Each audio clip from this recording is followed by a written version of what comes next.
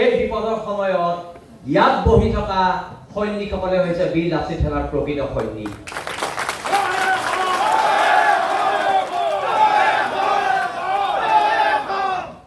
আজি সৰ্বত্ৰ বীৰ লাচিত সেনাৰ মুখ্য সচিবকে প্ৰমুখ্য কৰি আমাৰ বিৰুদ্ধে কেৱল মাত্ৰ এটাই শব্দ এতিয়া অসমৰ ইতিহাসত লিখা গৈছে, এইটো হৈছে জেল, জেল আৰু জেল। আৰু এই জেলৰ প্ৰত্যুত্তৰ আমি গণতান্ত্ৰিক ভাষাৰে আৰু এই জেলৰ প্ৰত্যুত্তৰ আমি বীৰ লাচিত সেনাৰ অটল অদম্য আৰু অটল স্থিতিৰে আমি দেখুৱাব লাগিব আৰু লাগিব। ইয়াত কোনো দ্বিমত থাকিব নোৱাৰিব। আজি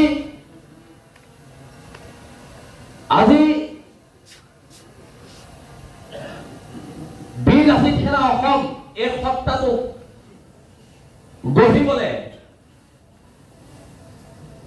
কেৱল মাত্ৰ যে ৰন্টু পানী ফুকন, হেমন্ত বৰা, হৰ গগৈ, শৃংখল চলিহা, নৱদীপ বৰা বা অংকুৰ গগৈ ত্যাগ আছে সেনেকুৱা কথা নহয়।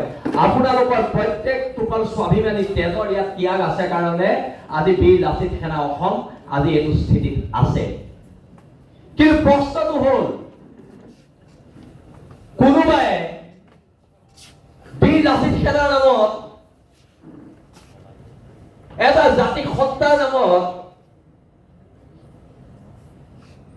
নিজস্ব ধনৰ পাহাৰ গঢ়িব। আজি এনেকুৱা এটা অৱস্থা হৈছে, সেইদিন আমাৰ কেন্দ্ৰীয় সভাপতি ষ্টেচনত শুবলগীয়া এটা অৱস্থা হৈছে। কিন্তু এই সত্তাটো কোনোবাই তছনছ কৰিব। আমাৰ ইয়াত স্বাভিমানী বহুত মানুহ আছে, নিজৰ সত্তাৰে আমাৰ ইয়াত এ ক্লাছ কন্ট্ৰেক্টৰ আছে, আমাৰ ইয়াত ভাল ব্যৱসায়ী আছে, কাৰোবাৰ চিকিউৰিটি এজেঞ্চি আছে। কিন্তু বীৰ লাচিত সেনাৰ নামত কোনোবাই গৈ ক'বাত ৰাতি মানুহ অপহৰণ কৰিব আৰু তাৰ কাৰণে সমগ্ৰ সত্তাটো ইয়াত বহি থকা প্ৰত্যেকজন মানুহক কোনোবাই দোষাৰোপ কৰিবলৈ হ'ব পাৰে নেকি? আজি মই আপোনাক কৈছো, আমি আৰু কিমান দিন কৰিম বীৰ লাচিত সেনা অসম? 2 বছৰ, 3 বছৰ, খুব বেছি 2 বছৰ। তাৰপিছত আমি কাৰ হাতত এই সত্তাটো এৰি থৈ যাম? আপোনালোকৰ হাতত এৰি থৈ যাম। আজি এজন মাত্ৰ এইকেইদিন হৰ গগৈ, মই, প্ৰাণজিৎ, আমি সকলো ইয়াত আছো। গুৱাহাটী জিলা সমিতিৰ প্ৰত্যেকটো কথাতে কমপ্লেইন। ক'ৰবাত বোলে 50 লাখ তুলিছে, ক'ৰবাত বোলে 1 কোটি তুলিছে। বীৰ লাচিত সেনা অসমে পইচা তুলিবলৈ সংগঠন কৰা নাই। অসম নামৰ মাজনীক ভাল পাওঁ কাৰণে আজি আপোনালোকৰ আগত এইখিনি কথা মই কৈ আছো। আজি কেন্দ্ৰীয় সমিতিৰ সভাপতি, সাধাৰণ সম্পাদক হৰ কুমাৰ গগৈ, নৱদীপ বৰাকে প্ৰমুখ্য কৰি আমাৰ সকলো উপস্থিতি এটা সিদ্ধান্ত লোৱা হৈছে। আৰু মই আশা ৰাখিছো বীৰ লাচিত সেনাৰ এই সত্তাটোৰ প্ৰতি যিসকল সৈনিকৰ ত্যাগ আছে, সেই সৈনিকসকলে অন্তত এই কথাটোক সমৰ্থন কৰিব যে এইটো কেন্দ্ৰীয় সমিতি আপোনালোকৰ ওপৰত জাপি দিয়া প্ৰস্তাৱ নহয়। আমি প্ৰস্তাৱ দিম, যদি আপোনালোকৰ সমৰ্থন আছে আপোনালোকে থিয় হৈ এটা হাত চাপৰি যদি বজায় আমি প্ৰস্তাৱটো সমৰ্থন কৰিম যে বিকাশ অসমক চিৰ জীৱনৰ কাৰণে বীৰ লাচিত সেনা অসমৰ পৰা বহিষ্কাৰ কৰা হৈছে। কোনো কাৰণত বিকাশ অসম, বীৰ লাচিত সেনা অসমত থাকিব নোৱাৰিব। কোনো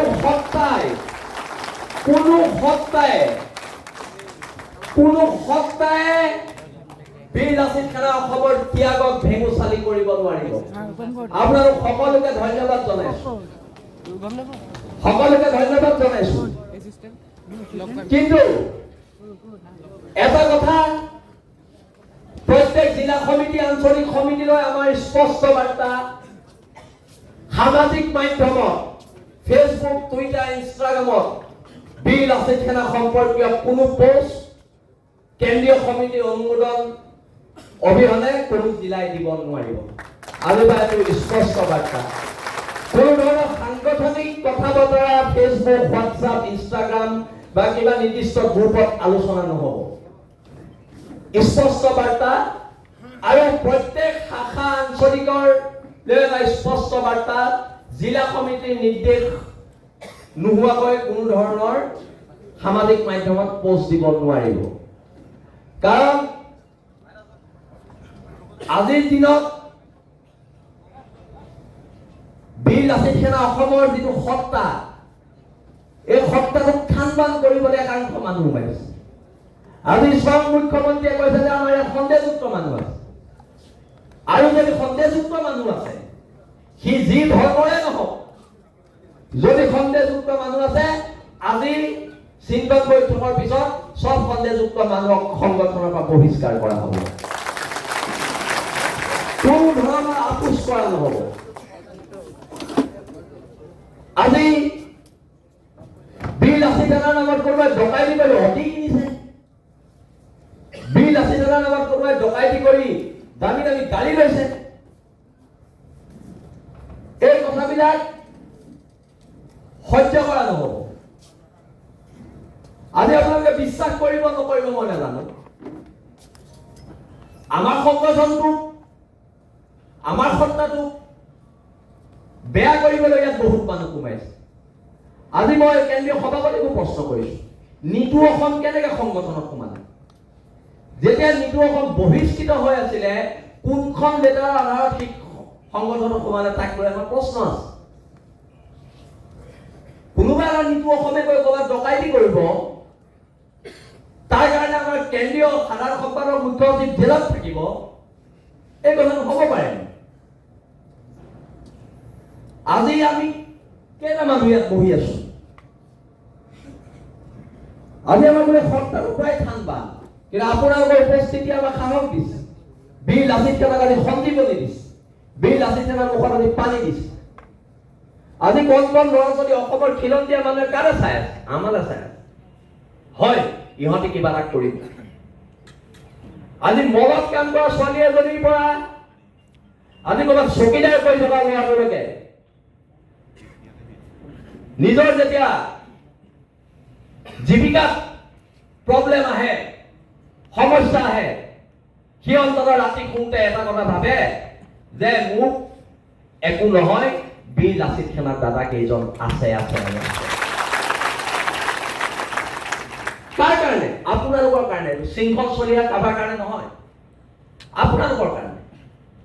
আজি যদি ছোৱালী এজনী, মই আগতেও কৈছো এতিয়াও কৈছো, ৰাতি 12:30 বজাতো বাছৰ পৰা নামে কোনোবা জাগা, কোনোবা ঠাইত যদি ৰাতি 12:30 এটা বজাতো বাছৰ পৰা নামে, মাক আৰু দেউতাকে অন্তত নিশ্চিন্ত হৈ ঘৰত শুই থাকিব পাৰে যে মোৰ ছোৱালীজনীক একো নকৰে, বীৰ লাচিত সেনাৰ দাদা কেইজন আছে।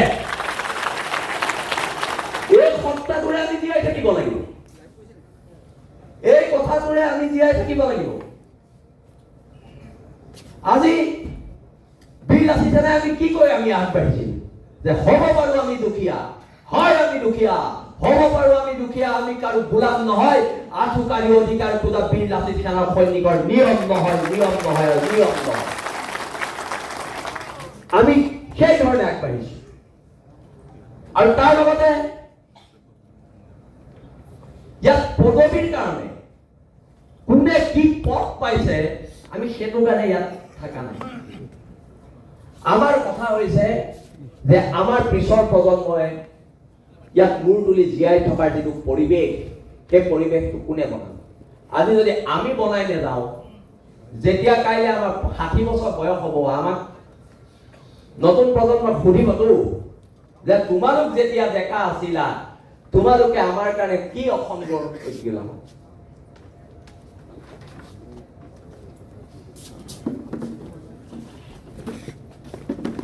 এই যিটো পৰিৱেশ আমি পিছৰ প্ৰজন্মক দি যাম, অন্তত পিছৰ প্ৰজন্মই ক'ব লাগিব যে আমি স্বাভিমানেৰে মূৰ তুলি আছো, কাৰণ বীৰ লাচিত সেনাৰ দাদা কেইজনে এটা সময়ত হাতত হেণ্ডকাপ লৈছিলে।